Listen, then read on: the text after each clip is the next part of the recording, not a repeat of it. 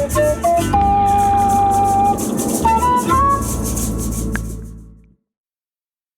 welcome to Diatonic. I'm now going to take a second look at this Diatonic NAF from michaelgrahamallen. Presented this recently on the channel. Has 8 playing holes. It's very unique tuning and definitely unique in the Native American style flute world that I have seen. So I've spent some more time with this. Last time I was kind of fumbling around with some of the notes, especially with cross fingerings and so forth. So I spent a little more time figuring out fingerings that work with this flute and discovered just some really interesting things about this. It's almost recorder-like in kind of the versatility and some of the fingerings I'm finding. And still not convinced I found everything, but I'll show you what I found so far. And we'll divide it up into 4 categories. We'll look at the major scale. Now this is an A flute, but I'm going to put my note names as if it's transposing a transposing instrument. So I'll make my notes note names relative to a C major scale. So we'll start with C major scale, then we'll look at the all the in-between notes, some different ways of doing those, and then we'll look at the second register, and then we'll look at and kind of a different way of looking at some of the second register notes and alternate second register. So here we go, and I'll angle the camera down so you can maybe see the fingers a little bit better. All right, C major scale is basically the top 6 holes, primary 6 holes, and it's just like a whistle. Just plays straight up the scale.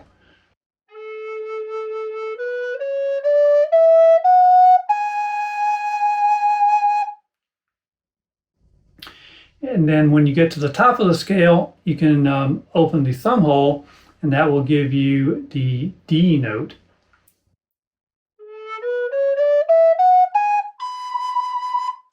Okay, so that's the C major scale. Now let's look at in-between notes. So the one way you can get in between notes is just by half holing. So I think of those as kind of sharpening the bass notes. If you sharpen each of the notes as you go up, or just kind of half hole each hole as you go up, you will get the next higher semitone.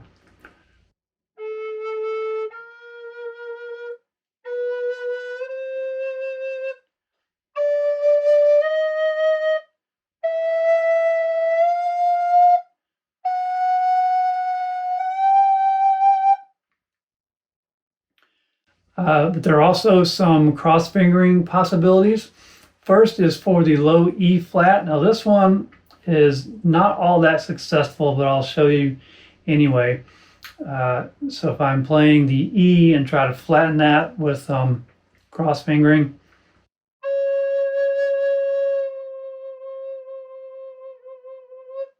you'll see that note is quite sharp if I just try to finger it normally. So you really have to back way off and maybe even use the pinky finger to kind of get that to sound.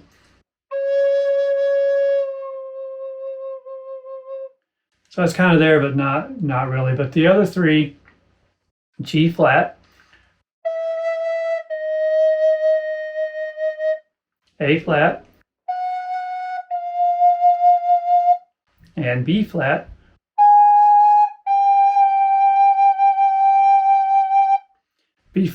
B flat, you can maybe use the second finger sometimes too.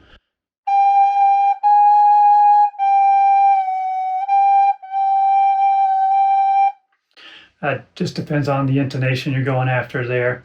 So there's a couple of options I didn't print out on the chart for B flat. Okay, second register is really just like the first up until you get to G. So let's just look at that.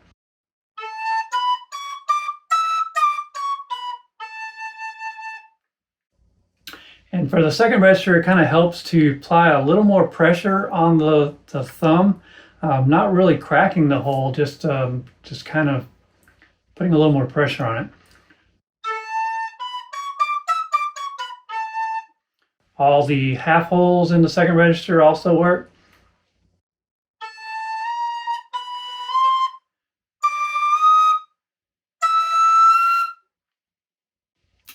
you can the G sharp wants to break, but you can bend up to that G sharp as well.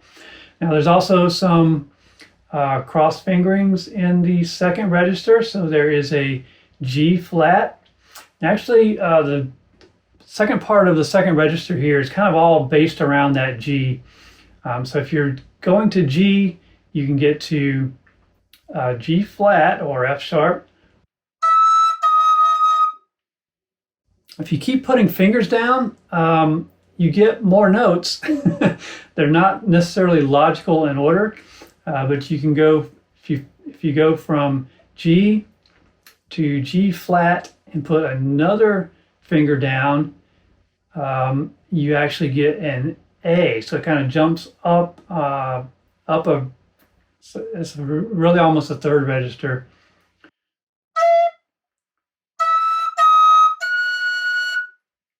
All right, so it jumps up to the A, and then if you keep going, you will get the A flat.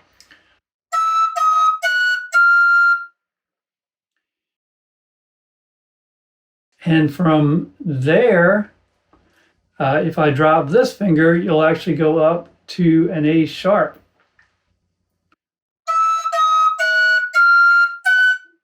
Or from this one.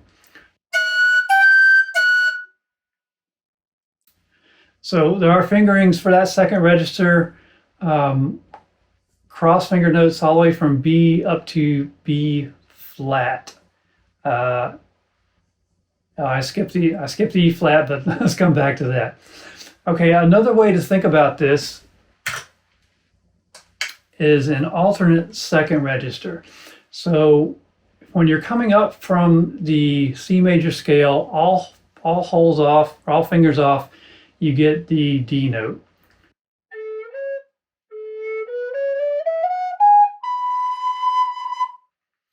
Well, if you start dropping fingers, that actually works, and you can get back down from that D to a C sharp, C, and a B like this.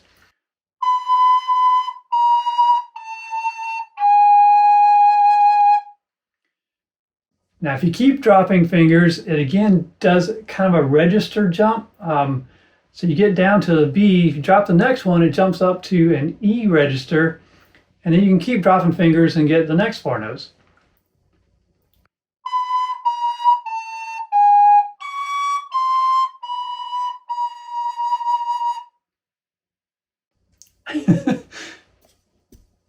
So all that is pretty cool. I don't think I've seen anything quite like that in the NAF world, certainly.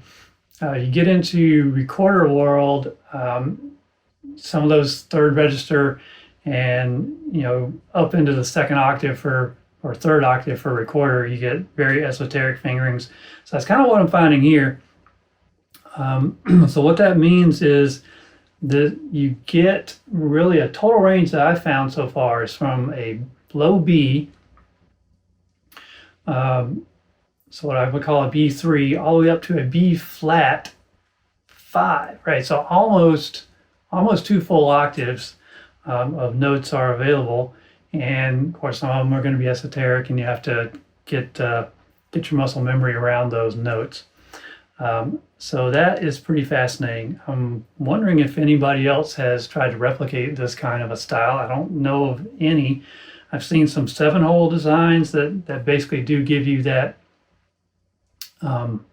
ninth, if you will, 6 fingers in a back hole, but I've never, and that's with standard NAF tuning. I've never met anything like this before.